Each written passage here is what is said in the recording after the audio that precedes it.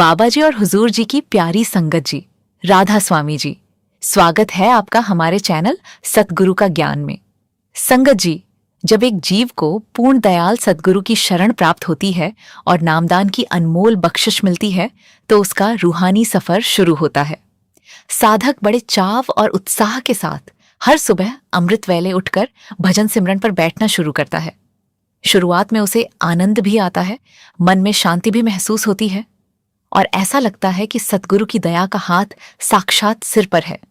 परंतु जैसे जैसे समय बीतता है, बहुत से सत्संगी भाई बहनों के जीवन में एक ऐसी अवस्था आती है जहां उनकी प्रगति अचानक रुक जाती है। साधक महसूस करता है कि अब भजन सिमरन में वह रस नहीं रहा जो पहले आता था। मन में एकाग्रता के बजाय बिखराव बढ़ने लगता है। अमृत वेले उठने में आलस घेर लेता है और धीरे धीरे बैठकर नाम की कमाई करने की इच्छा ही समाप्त होने लगती है। ऐसी विकट अवस्था में साधक का मन घोर निराशा और संशय से भर जाता है। वह अंतर्घट में तड़प कर अपने दाता से पुकार उठता है, मैं तो रोज नियम से आपके बताए मार्ग पर चलने का प्रयास कर रहा था, फिर अचानक मेरे भीतर यह कौन सा सूखा पड़ गया? क्यों मेरा मन सिमरन से भागने लगा है? क्या आपकी दया की धार मुझसे रूठ गई है, या फिर मेरी साधना में कोई ऐसी भयंकर कमी रह गई है जिसे मैं देख नहीं पा रहा हूं? प्यारी साध संगत जी, यदि आपके रूहानी जीवन में भी ऐसा समय आया है या आ रहा है, तो आज का यह वीडियो आपकी आंखें खोलने वाला है। आज हम जानेंगे कि सत्संगी की सबसे बड़ी और घातक गलती कहाँ है। ये एक ऐसी सूक्ष्म भूल है जो अच्छे से अच्छे अभ्यासी के किए कराए भजन सिमरन पर पानी फेर देती है और भीतर के रूहानी द्वारों को पूरी तरह से बंद कर देती है। संगत जी, ये वीडियो अत्यंत ज्ञानवर्धक है, इसे अंत तक अवश्य सुने। और हाँ, अगर आप हमारे चैनल सतगुरु का ज्ञान पर नए हैं तो जल्दी से सब्सक्राइब कर लीजिए। संगत जी, संत महापुरुषों ने अपनी वाणियों में बहुत ही स्पष्ट रूप से फरमाया है कि एक सत्संगी के जीवन में भजन सिमरन को रोकने वाली जो सबसे बड़ी और भयंकर भूल है, वह है परनिंदा, दूसरों की बुराई या चुगली करना और घट घट में बैठे मालिक को भूलकर किसी जीव का दिल दुखाना। संसार में चोरी करना, झूठ बोलना या किसी को धोखा देना बहुत बड़े पाप माने जाते हैं और एक सत्संगी इन बाहरी पापों से तो आसानी से बच जाता है। लेकिन यह जो परनिंदा की बीमारी है, ये इतनी सूक्ष्म और मीठी है कि साधक को पता ही नहीं चलता कि कब वह इस दलदल में धंस गया। जब हम चार लोग मिलकर किसी तीसरे भाई या बहन की कमियों की चर्चा करने लगते हैं, उसके चरित्र पर उंगली उठाते हैं या उसके अवगुणों का बखान करते हैं, तो उस समय हम अपनी महीनों और वर्षों की गई सिमरन की गाढ़ी कमाई को अपने ही हाथों से लुटा रहे होते हैं। निंदक नियरे राखिए, आंगन कुटी छवाए, बिन पानी साबुन बिना निर्मल करे सुबह। महापुरुष समझाते हैं कि जब आप किसी की निंदा करते हैं तो कुदरत के नियम के अनुसार उस व्यक्ति के पाप कर्मों का बोझ आपकी आत्मा पर लद जाता है और आपकी जो सिमरन की पवित्र ऊर्जा थी, वह उस व्यक्ति के खाते में चली जाती है। जब आत्मा दूसरों के अवगुणों के मैल से भारी हो जाती है, तो अमृत वेले सिमरन की चौकी पर बैठते ही मन में केवल उन्हीं लोगों के चेहरे और उनकी बुराइयां घूमने लगती हैं। परिणाम ये होता है कि सूरत तीसरे तिल पर सिमटने के बजाय नीचे की तरफ गिर जाती है। संगत जी, सत्संगी की दूसरी सबसे बड़ी भूल ये होती है कि जब वह कुछ वर्षों तक लगातार अमृत वेला संभालने लगता है या नाम की कमाई में थोड़ा आगे बढ़ता है, तो उसके भीतर एक सूक्ष्म अहंकार जन्म ले लेता है। वह खुद को बहुत बड़ा अभ्यासी या पवित्र आत्मा समझने लगता है और जो लोग भजन सिमरन नहीं कर पा रहे हैं, उन्हें हीन भावना से देखने लगता है। संतमत में अहंकार को रूहानियत का सबसे बड़ा दुश्मन माना गया है। मालिक के दरबार में केवल दीनता और नम्रता स्वीकार की जाती है।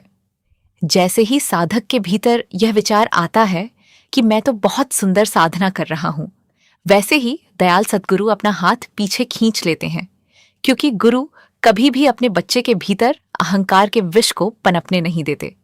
गुरु की दया हटते ही सिमरन में सूखा पड़ जाता है। संगत जी, सत्संगी की एक और बड़ी गलती यह है कि वह सुबह 2 घंटे सिमरन तो करता है, लेकिन बाकी के 22 घंटे अपनी आंखों और कानों के माध्यम से संसार के कूड़े कचरे को अपने भीतर समेटता रहता है।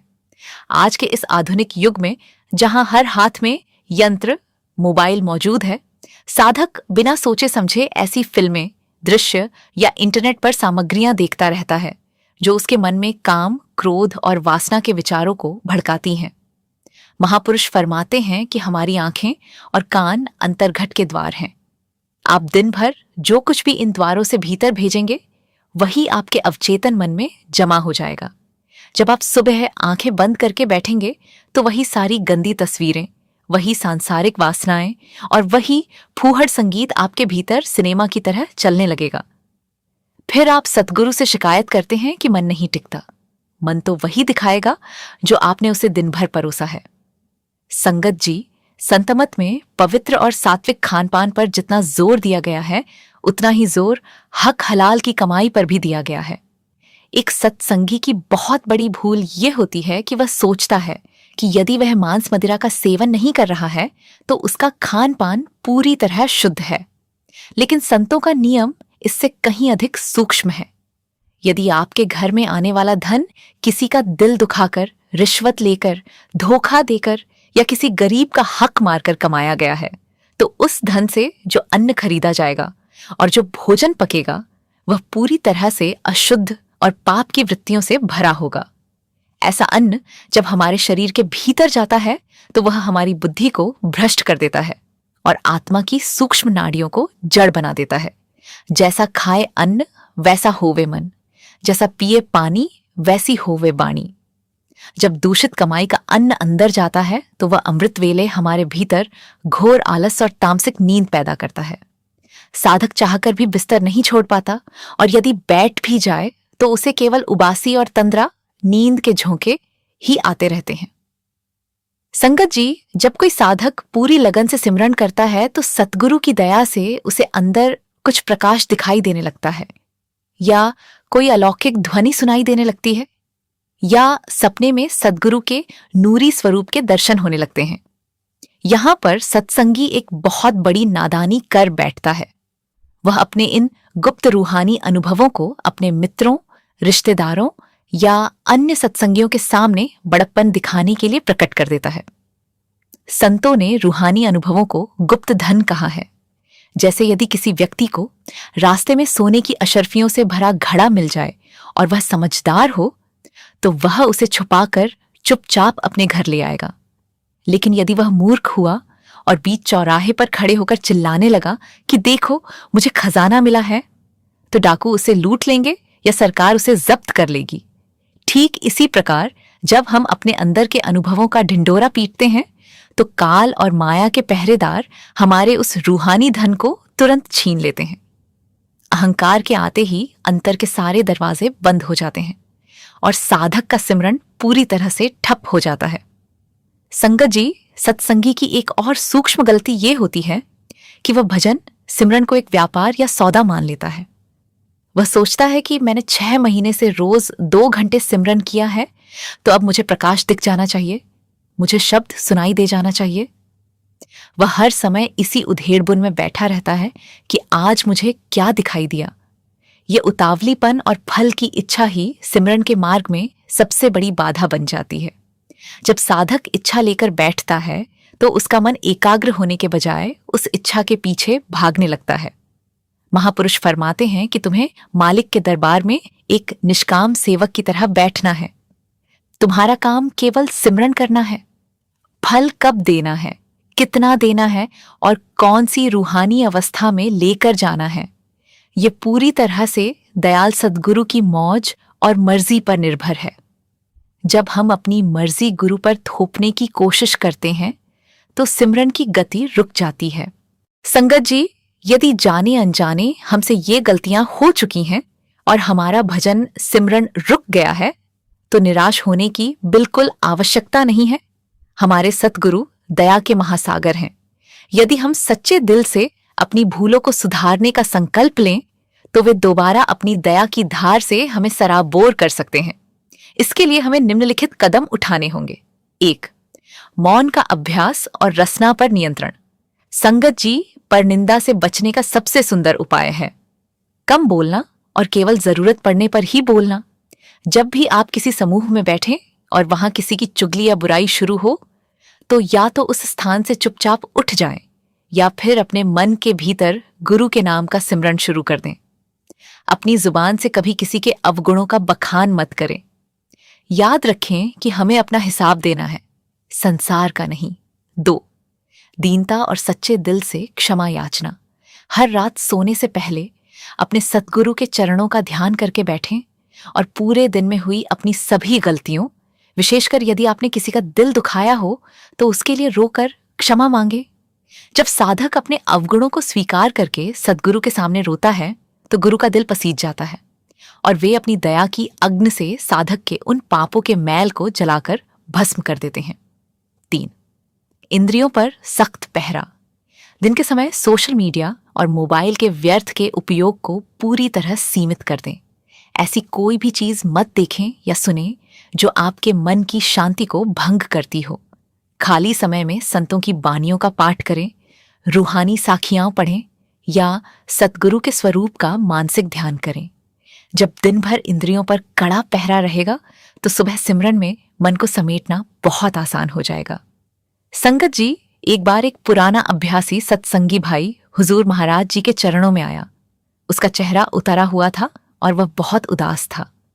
उसने हाथ जोड़कर अर्ज की, सच्चे पातशाह, पिछले 10 वर्षों से मेरा नियम बहुत पक्का था।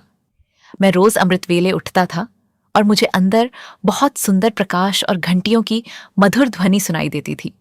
लेकिन महाराज जी, पिछले 3 महीनों से ऐसा सूखा पड़ा है कि मुझे अंदर केवल घोर अंधकार दिखाई देता है। अब तो सिमरन में बैठने की इच्छा ही नहीं होती। दया करो दाता, मुझसे क्या खता हो गई। पूर्ण अंतर्यामी सद्गुरु जी ने उस भाई की तरफ बड़े गौर से देखा और फरमाया, भाई, कुदरत के नियमों में कभी कोई गड्ढबदेक नहीं होती। सतगुरु की दया की धार तो 24 घंटे बरस रही है। तू अपने अंदर झांक कर देख, तूने कोई बहुत बड़ी भूल की है जिसके कारण तेरे अंदर का रूहानी खजाना लुट गया। वह भाई सोच में पड़ गया और बोला, महाराज जी, मैंने कोई चोरी नहीं की, कोई मांस शराब नहीं छुई, किसी को धोखा नहीं दिया। तब हुजूर महाराज जी ने याद दिलाते हुए फरमाया, याद कर, 3 महीने पहले तेरे पड़ोस में रहने वाले एक दूसरे सत्संगी भाई से तेरा किसी बात पर विवाद हुआ था।